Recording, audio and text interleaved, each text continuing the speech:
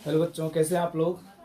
आज हम लोग क्लास 12th मैथ का विविध प्रश्नावली के महत्वपूर्ण प्रश्नों को सॉल्व करेंगे। ध्यान दीजिए। चलिए, सबसे पहले एक प्रश्न है cos inverse cos 13π/6 tan inverse tan 7π/6। इसमें आपको ध्यान क्या देना है। देखिए, सबसे पहले होता क्या है कि यदि आपको हम एक फॉर्मूला बताते हैं। आप जानते हो, चूंकि साइन इनवर्स ए बराबर साइन ए बराबर होता है ए, ठीक है ना, या फिर है ना कॉस इनवर्स कॉस ए बराबर होगा ए।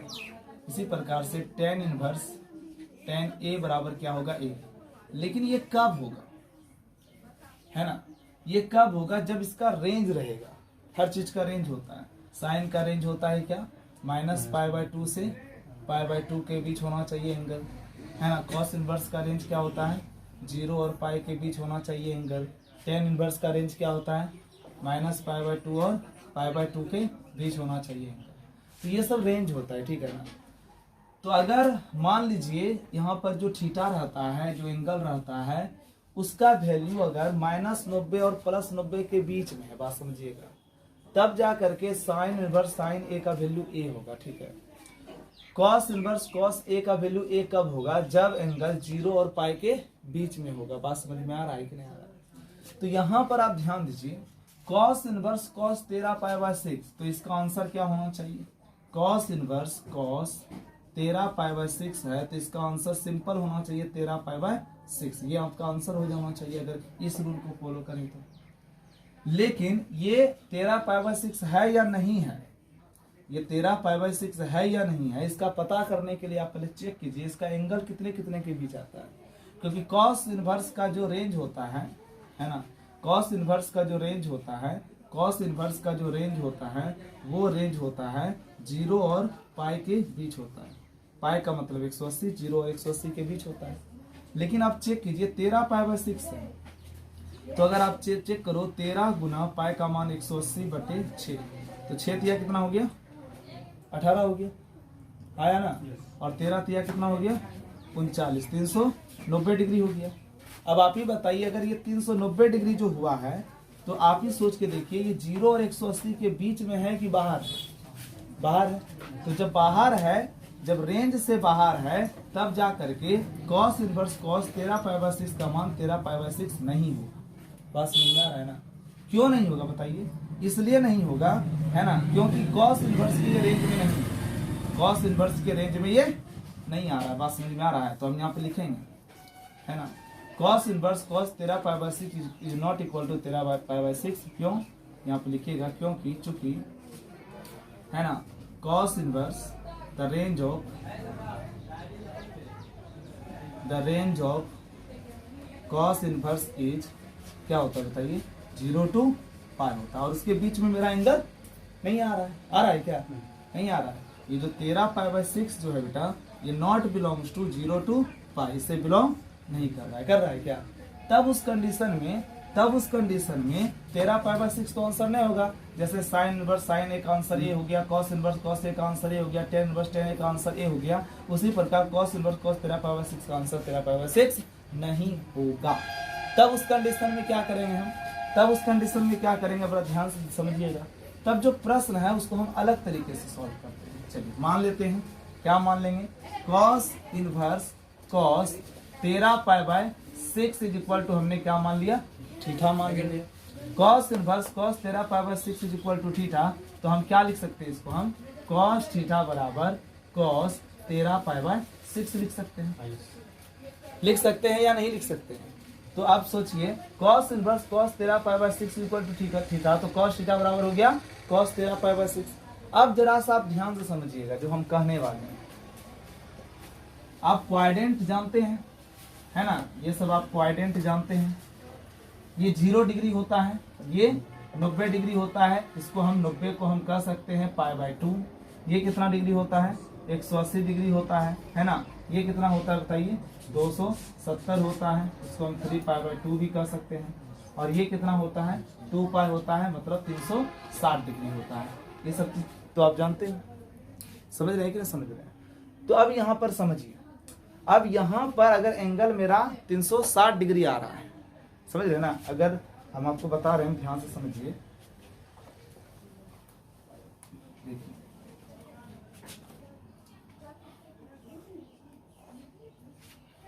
ये 0 डिग्री, ये 90 डिग्री, ये 180 डिग्री, ये 270 और ये 2 पाई 360 डिग्री। और आपका जो 13 पाई/6 का जो वैल्यू है वो हमने आपको भी बताया कितना निकाल के 390 बताया। पाई का मान 180, 6 से 180 कैंसिल, 30, 13 तिया 39, 390। समझ में आ गया? आ गया ना? अब ये जो 390 डिग्री है आप जरा सोच के देखिए, 390 डिग्री जो है वो 360 से ज्यादा है। 360 से क्या है? ज्यादा है ना। तो हम क्या करने वाले हैं, कॉस थीटा का कॉस थीटा, कॉस का कॉस, इसके जगह पर हम लिखने वाले हैं, है ना, 2 pi plus 30 degree. 2 pi plus, क्योंकि 2 पाई का मतलब 360 डिग्री और यहाँ पर जो एंगल है मेरा ये 390 डिग्री है। तो 360 में 30 जोड़ेंगे तो 90 हो जाएगा। तो यहाँ पर क्या लिखेंगे, पाई/6 लिखेंगे। सिंपल हो गया। पाई बाय क्या लिख दिए, 6 लिख दिए। कोई दिक्कत समझने में? बोलो, आ रहा समझ में? यस। अब देख लीजिए, अब आप पढ़े हो, चूंकि कॉस है ना 360 degree plus theta is equal to क्या होता है, कॉस थीटा होता है। तो cos 360 degree plus theta is equal to क्या होता है, कॉस थीटा होता है। होता है कि नहीं होता है ना। और प्लस 360 प्लस थीटा मतलब फर्स्ट क्वाड्रेंट में आ रहा है। और आप रूल जानते हो, फर्स्ट क्वाड्रेंट में ऑल ट्रिगोनोमेट्रिक रेशियो पॉजिटिव होता है, इसलिए यहाँ पर पॉजिटिव वैल्यू होगा। तो कॉस थीटा बराबर कॉस 360 प्लस थीटा, तो cos 360 plus theta cos theta, तो cos theta is equal to आप यहाँ पर लिखोगे कॉस पाई/6। कॉस 360 प्लस थीटा तो cos theta, cos 360 plus theta तो कॉस थीटा, कॉस थीटा हुआ ना, तो कॉस पाई/6 हो गया। कोई दिक्कत? कॉस कॉस कैंसिल, थीटा का मान कितना निकल गया, पाई/6। ये आपका आंसर हो गया। बात समझ में आई? चलिए, इसी तरह से आपका 2 नंबर का प्रश्न है, ठीक है। मैं 2 नंबर बताता हूं, ध्यान से समझिए।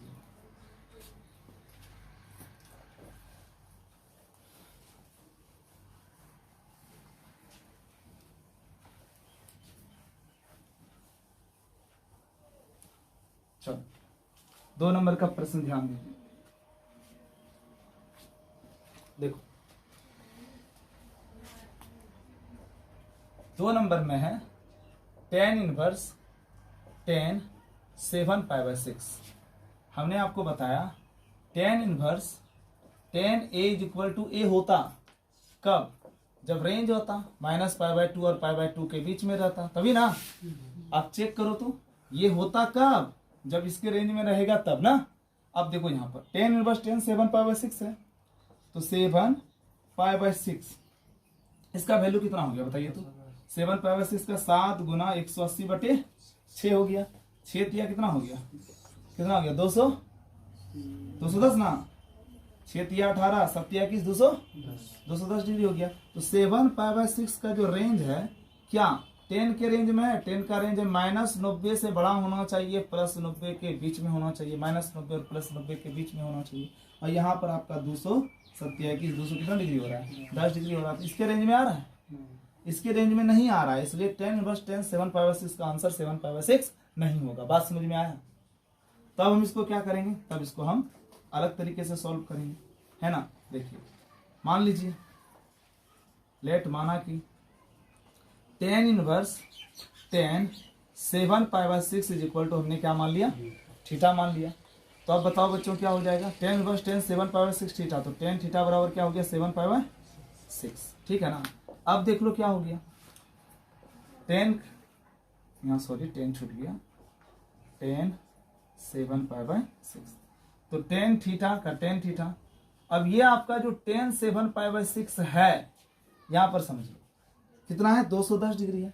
अब 210 कहने का मतलब क्या हो गया, आपको पता है ये आपका इसके बीच 0 90 है, ये 90 और 180 है, ये 180 और 270 है ना, ये 3 पाई/2 है। तो 180 से बड़ा है ना 210, 180 से क्या है, बड़ा है। तो आप क्या लिखोगे बताइए, tan theta is equal to tan 7 पाई/6 मतलब 210। तो आप लिखोगे 180 प्लस 180 में कितना जोड़ेंगे जो 210 होगा, 180 में 30 जोड़ेंगे, मतलब 30 का मतलब क्या हो गया, पाई/6 6 हो गया और 180 का मतलब क्या हो गया पाई। यस या नो? यस। अब आप जानते हैं tan 180 plus theta, tan theta होता है। टेन 180 प्लस थीटा क्या होता है? टेन थीटा होता है।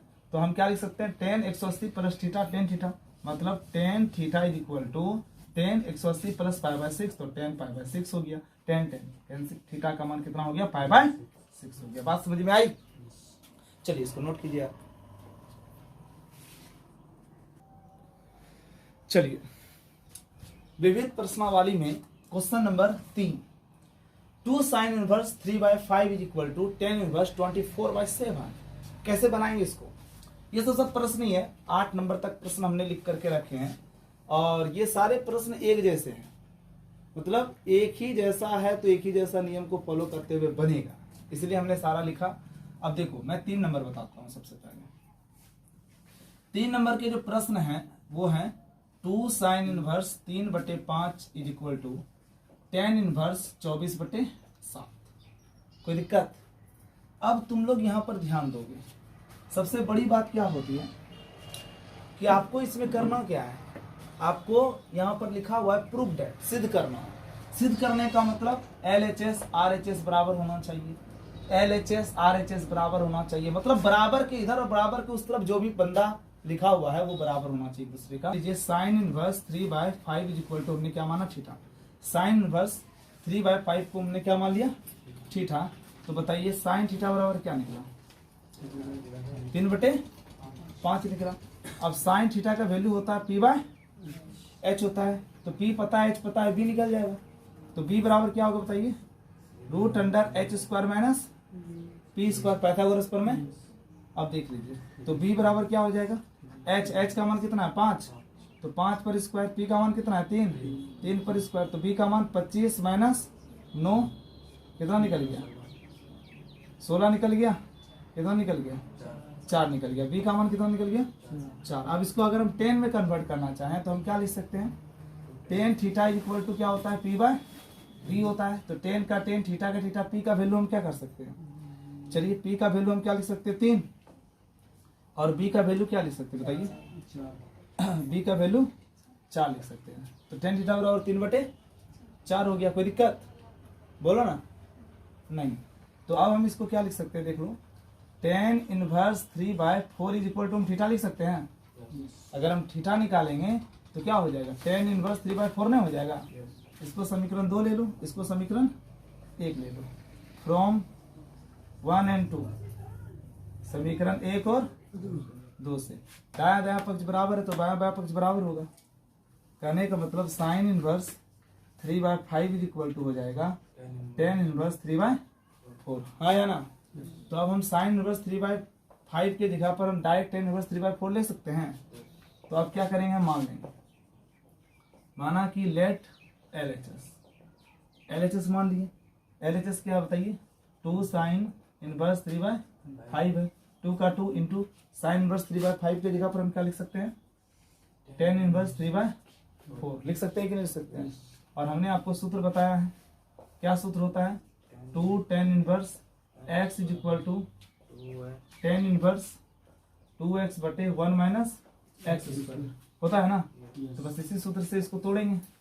देखो क्या हो जाएगा? 2 टेन इनवर्स x, तो क्या आप लिखेंगे हम यहाँ पर? टेन इनवर्स लिखेंगे, है ना? फिर 2 का 2 हो गया, x के जगह पर 3/4, 1 माइनस 3/4 का क्या हो गया? Whole square. कोई दिक्कत? तो क्या हो गया बताइए? टेन इनवर्स हो गया, 2 दूनी 4 हो गया, नीचे 2 हो गया, तो क्या हो गया यहाँ पे? 3/2/1 माइनस 9/16। यस या नो? यस। तो टेन इनवर्स हो गया। अब देख लो नीचे क्या है? 16 है। 3/2 ये 16 हो गया, 16 माइनस 9 हो गया। ठीक है? 16 में हो गया 7। हाँ देख लो 2 कितना हो गया? 16। ये 8 ऊपर जाएगा, 8 या 24। तो टेन इनवर्स 24/16 में हो गया 7। तो टेन इनवर्स 24/7 RHS हो गया। RHS हो गया, ये प्रूफ हो गया। बात समझ में आई? किसको समझ में आया? सबको आ गया समझ में? ये सब हाथ खड़ा किया इसलिए आप लोग भी हाथ खड़ा कर दिए। हाँ नहीं, बिल्कुल बहुत अच्छी बात है। देखिए सबसे पहले देखिए इस तरह का प्रश्न को करना क्या होता है, ऐसे जो प्रश्न होते हैं ना, इसमें सबसे पहले आपको क्या करना पड़ेगा, सब एक ही त्रिकोणमिति हो जाए। मतलब देखिए पीबीएच का कहानी है, पीबीएच त्रिकोणमिति में पाइथागोरस प्रमेय में पीबीएच होता है कि नहीं होता है, पाइथागोरस प्रमेय। तो पी पता है, बी पता है, एच निकल जाएगा, एच पता है, बी पता है, पी निकल जाएगा। और आप जानते हैं sine theta, cos theta, tan theta, cot theta, sec theta, cosec theta, ये सब क्या होता है इसके बारे में आप जानते हैं। Sine theta P by H होता है, कॉस थीटा है ना क्या होता है, बी बाई एच होता है, इस तरह से जानते हो। तो आपको क्या करना है, सभी त्रिकोणमिति को आपको एक जैसा करना है।